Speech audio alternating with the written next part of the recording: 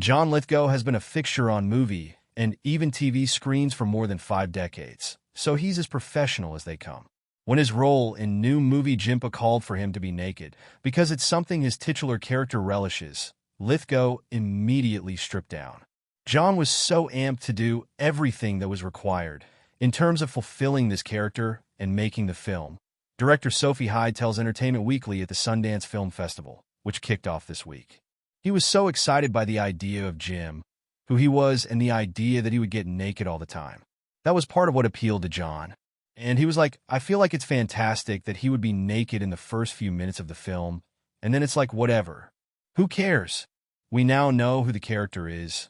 So, yeah, it was not difficult at all to convince the two-time Oscar nominee that he should bring that aspect of his character to life. Really. The good luck to you, Leo Grande director said nudity came up in their first conversation. John just comes at character with this huge gusto, Hyde explains. He's so excited, so rich and deep in his exploration, and part of that was being naked. Hyde didn't want to spoil anything by giving away whether prosthetics were used. All I will say is that John is the most open, generous person with his body and his heart and his soul when it comes to making a story and a character. So that moment he just walks on in, he just drops it in front of whoever's there, closed set, of course, and he just goes for it. He is absolutely wonderful.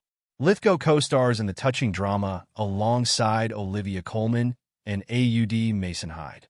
He plays a dad and grandfather nicknamed Jimpa, who left his family behind in Australia a lifetime ago so that he could live his life independently as a gay man and activist in Amsterdam. Coleman's Hannah and her non-binary child Frances reconnect with him over the course of the film. As for Coleman, the Oscar winner had equally kind things to say about the star of movies including Footloose, Shrek, and Conclave. It feels like you're a best friend on day one, Coleman tells EW at the film festival. It was instantly cozy. Lithgow notes that the two have a little history, because they spent a morning shooting one scene from The Crown when she was the Queen and I was Churchill on my deathbed.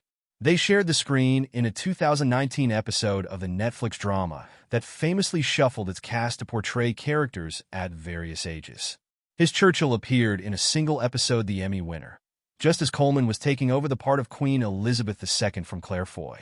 It's an our writer to only work together on deathbeds, Coleman teases. Don't give everything away, Lithgow cautions her. Kindly, of course,